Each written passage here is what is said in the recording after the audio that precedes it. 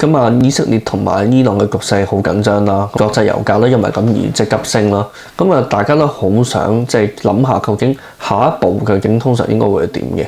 我只係就咁睇啦。嗱，有啲人就話打仗之後咧就會即係好容易急升翻嘅，即係打仗就反而要去買股咁，因為佢跌完咧係一個好嘅機會。咁因為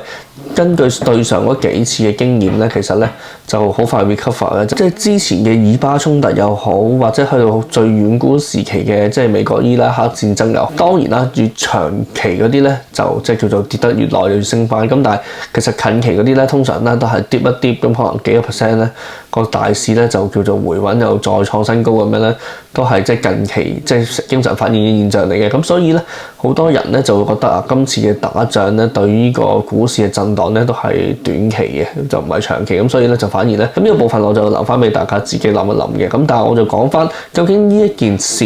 佢係究竟會係點樣演變咧，或者係究竟真係會有啲咩係可以做咧，咁樣去諗咯。大家首先要理解咧，以色列同伊朗咧其實係好遠嘅距離嘅，即係佢中間仲要隔住個伊拉克同埋約旦啦，即係畫條直線啦喺地圖上面。咁當然佢哋兩個唔係有邊境接壤嘅地方嚟，所以講要真係一個攻打嘅角度嚟講咧，真係叫做用飛彈無人機各方面咧係射嚟射去咧，已經係一個叫做極限嘅啦。即係要派軍隊過去嘅第一件事都要穿過可能伊拉克嗰啲。咁伊朗打擊以色列嘅方法就係嗰啲胡塞武裝啊，伊朗就分好多一啲叫做即係武裝組織嘅，咧成個即係中東嗰啲武裝組織大致上都係伊朗嘅分定嚟嘅。咁當然其實近期咧，譬如可能加沙啊、真主黨啊嗰啲咧，其實就已經即係俾以色列打到就瞓低咗㗎啦。咁所以呢一部分咧亦都冇乜辦法。咁而因為真主黨嘅隕落啦，咁啊即係黎巴嫩嗰方面又即係叫做斷咗個供應路徑嘅。咁所以其實喺嗰個叫做武裝嘅運送方面咧，就叫做少一條路嘅。即係伊朗咧就冇辦法去再即係叫做靠啲即係叫加沙啊同真主黨嗰啲小弟咧去即係繼續搞呢個即係以色列嘅。咁所以亦都可能因為咁樣咧，以色列咧覺得咧即係佢附近嘅隱患咧就已經剷除咗啦。咁樣所以咧就直接即係追打核心，就打翻伊朗本身。其實成件事就係即係如果完純粹也門啊嗰啲咩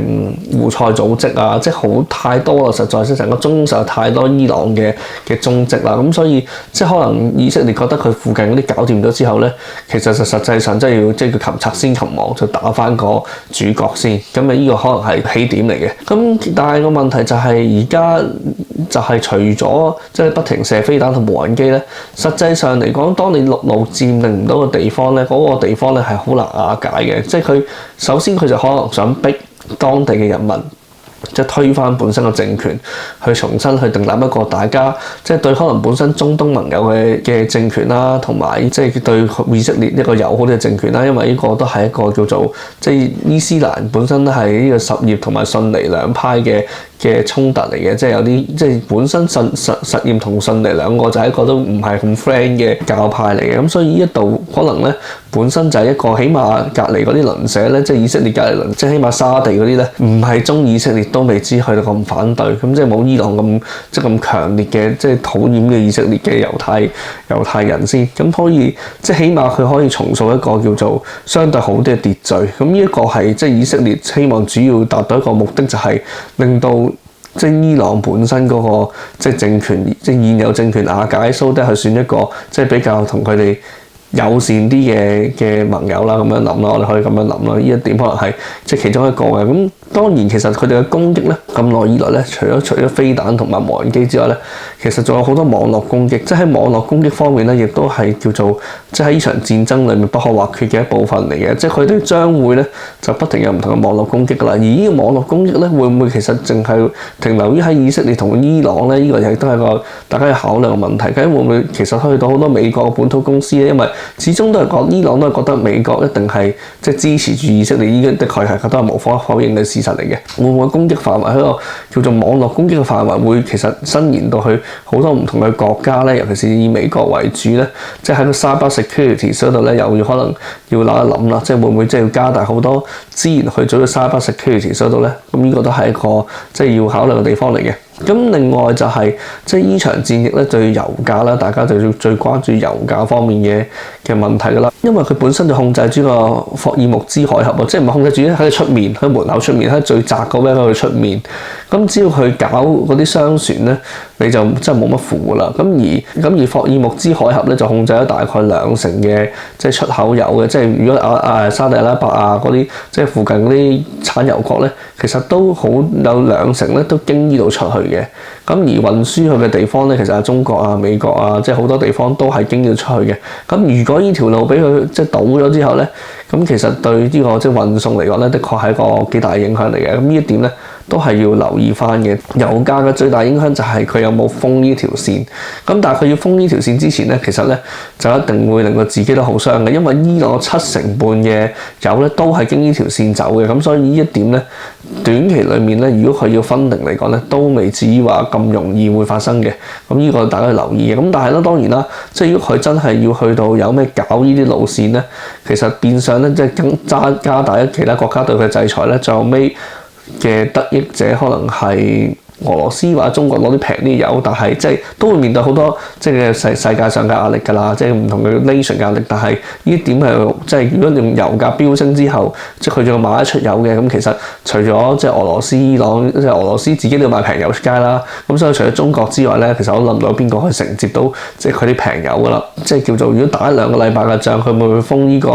即係霍爾木茲海峽咧？就真係唔 likely 嘅。咁你話紅海嗰邊本身又唔係伊朗嗰邊嚟嘅喎，咁但係因為胡塞武裝都係佢分定嘅嘢，咁其實胡塞武裝而家就喺搞緊紅海嗰邊嘅，咁所以即係如果所有船運嘅嘢咧，而家即係無論喺保險公司嘅角度嚟講啦，都會即係收取更加高昂嘅保險費啦。因為而家其實喺個正常嘅海路運送方面啊，都好難出入啊，即係附近有太多即係變數，咁所以即係從個保險費啊，即係個運輸成本方面咧，呢一個咧都係一個幾大影響嚟嘅。咁即係運輸成本高咗，或各方面嘅物資難咗送咯，咁通常第一件事諗到就係通脹嘅關係啦。咁所以咧，其實咧好得意嘅地方就係咧，如果你留意美國個市場咧，咁但係你話佢有人收到風咧，我相信都係有人收到風嘅呢一部分，因為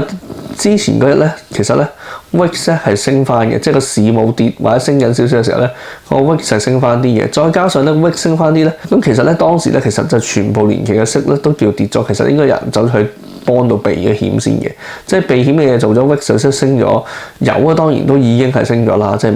未 before hedge 就已經升咗，即係由美國撤離呢個即係叫做即係佢相關人員嘅時候已經升咗㗎啦油，咁所以其實係咪有人收到風咧？我相信一定係有嘅，呢件事絕對係即係知道晒㗎啦，即係啲人有即係可能有啲美國高層可能有買啲軍工股啊嗰方面嘅，即係其實已經有即係有跡象睇嚟係會有啲事情會發生㗎啦，咁所以亦都唔係講到美國話勸佢唔好打唔知情各方面嘅嘢，亦都即係可能佢有勸過嘅，你唔好打啦咁樣，但係即係最後咩結果又唔係真係好似佢講咁樣咯。咁但係咧，其實咧嗱，另一邊廂就係咩咧？當第二日嘅市場出翻嚟嘅時候咧，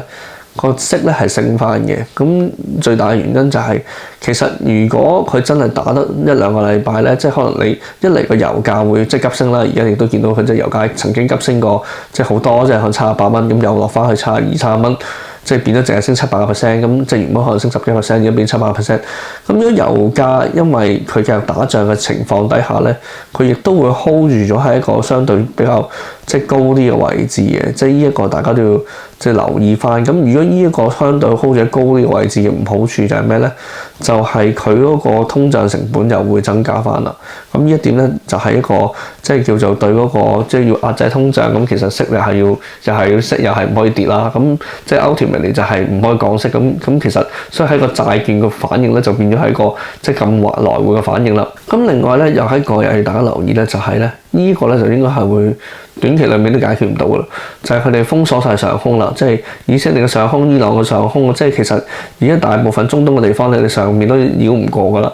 咁如果繞唔過嘅唔好處就係當然你要繞，即係點講講咧，即係唔可以直接飛繞過去嘅成本就一定增加好多啦。即係你嘅燃油成本啊，或者係即係你個航線嘅局限性啊，或者你個停泊嘅飛機嘅停泊嘅位置啊，呢方面咧其實咧對航空公司嚟講應該幾大打擊。而其實亦都唔會話喺短期裡面咧一兩個禮拜裡面即係咁易就去解決呢個問題嘅，可能都會纏繞住可能接近一季嘅時候。咁所以即係如果航空股嚟講，當然啦就呢個會首當其衝，就唔會咁容易即係 recover 㗎啦。即係可能佢跌一跌，但係都即係短期裡面嘅壓力都會比較大嘅。航空股嚟講就會即係難搞啲啦。當然你話油股會唔會好咗咧？咁油股嘅即係會其實如果佢打得相對於耐翻少少嘅油股咧，其實嗰個得益都係有啲嘅，即係都係會有啲嘅。咁但係因為整體嚟講經濟嘅壓力都喺度咧，咁所以個表現咧，股市嘅表現就一定冇油價自己咁直接啦。所以咧我自己咧就覺得咧，如果純粹從一個結論嚟講咧，咁我就會覺得即係短期個 VIX 都會維持於相對高位少少嘅。咁但係因為本身時間唔會太長咧，個 VIX 咧喺呢一轉嚟講咧，未必可以即係叫做長時間停留喺可能25啊啲位置，可能其實都係經過可能一個禮拜鬆啲，可能都要落翻去20樓下，都已經非常之唔奇怪嘅。因為雙方咧只有而家最後一個殺着就係核彈，咁但係核彈咧本身你其實你無論佢哋雖然係唔遠，亦都唔近，咁但係如果寫得核彈咧，就即係叫做即係最後選項嚟㗎啦。咁當然啦，你亦都可以諗到咧，其實伊朗係咪真係有核彈咧？我自己覺得咧就真係未必有嘅，因為核彈我就早就寫咗佢啦。咁所以咧佢而家嗰個 argument 咧就有啲屈嘅，我覺得即係兩個仇口，但係本身就真嘅。再加上本身就係伊朗就長期都分咗佢側邊啲恐怖分子去搞以色列，咁以色列就剷除咗少少，所以咧就叫乘勝追擊咁樣嘅啫。咁呢一部分咧，我覺得大致上嚟講，去到會唔會去到即係上升到核武嘅層次咧，就唔會嘅。咁會上升到一個叫做地面戰爭嘅步伐咧，亦都唔會嘅，因為伊朗打唔入嘅，所以咧就唔會嘥氣嘅。即係呢個中原波斯嘅地區咧，係一個即係世界玩波斯王子嘅時候都知，即係你打唔入嘅，即係唔係一個打得入嘅地方嚟，所以正常都暫時以目前嘅常規武器或者係即係嘅叫做可以諗到嘅戰術嚟講咧，如果唔用核武咧係打唔入嘅。咁所以亦都唔會發展成為地面戰爭㗎啦。零星嘅空中戰爭會唔會再喺可能短期裏面促成一個短暫嘅停火咧？我相信都係會嘅，因為真係長打蛇都冇乜意思嘅，完全都係即係既然入唔到門口，亦都係叫做得個客字咧，亦都係冇乜意思嘅。所以即係本身呢個嘢係維持唔得太耐嘅，大家都要明白。不過嚟緊嘅究竟個網絡上嘅戰爭咧，尤其是可能就喺北韓又伊朗又好咧，呢啲即係典型好多 hacker 嘅地方咧，即係會唔會令到呢個即係叫做 cyber security 行業咧，即係更加蓬勃咧？我相信呢個大家都可以留意下。cyber security 雖然喺另外一啲地方即係都要會有好多即係發展㗎啦。咁但係因為由於網絡戰嘅關係咧，呢啲咧其實咧大家都可能會再加強咗保安咧 cyber security 咧嘅成個行業咧，亦都會稍微要多留意嘅。咁而區內嘅戰爭不斷啦，我相信本身係因為美國放棄咗呢個國際刑警嘅角色啊，即係佢嗰個國際即係警察地位放棄嘅角色之後咧，其實大家咧都叫做都唔好話胡作非為嘅，起碼唔會太唔敢打啦。咁所以咧對於呢個武器啊軍事上面嘅需求咧就大好多。咁所以即係軍工股咧，其實都係叫做本身一定會比較強啦。無論係美國軍工股啦、歐洲軍工股咧，都會一路比較強，都係正常嘅情況嚟嘅。咁所以軍工股啦、cyber security 嘅股票咧，可能咧就喺個中長線嚟講嘅發展咧，喺而家嘅世代咧就會比較即係好少少嘅。咁但係如果直接喺油股嚟講咧，我諗都係一個經濟週期嘅問題多啲。油價上升咗對油股係咪真係好直接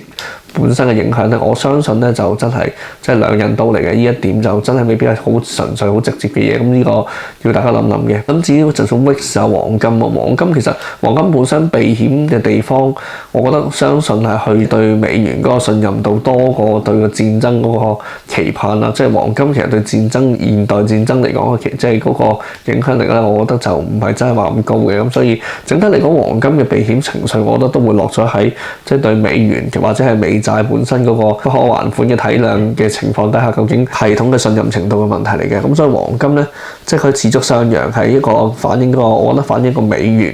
嘅信任度多過一個戰爭嘅風險嘅。咁反而咁講喎，其實而家除咗關稅啦，再加埋如果譬如可能一個戰爭令到油價嗰個上升咧，其實反而咧喺個通脹方面咧就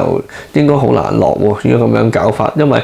大家都唔好忘記啦，2022年當年即係可能歐洲天然氣嗰啲價格上揚嘅時候，所以歐洲嘅通脹就一路升到唔跌。咁而家歐洲嘅通脹跌翻好多，但係如果即係根據呢一浪嘅情況底下，油價應該都叫做都仲會即係油價本身啊，未必落得翻太低。因為佢亦都有戰爭風險喺度，咁喺呢個情況底下嘅通脹咧，亦都未必太下滑太緊要，所以即係tips啊嗰啲咧，其實咧都變咗可能會即係有一定嘅追捧嘅。咁未來嘅發展藍圖咧，仲有一樣嘢可以留意咧，就係因為咧，如果即係既然喺中東地區長期都咁混亂咧，究竟一啲叫做即係非 OPEC 嘅產油大國，例如可能巴西有冇巴西嘅能源咧，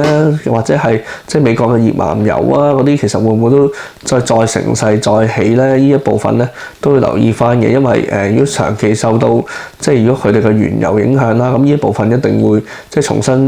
拾一個即係升軌嘅，呢度係又要留意嘅。咁同埋即係叫做一啲叫做再生能源啦，即係或者係非石油類嘅能源咧嘅發展咧，會唔會再推進到多啲咧？尤其是喺歐洲方面咧，都會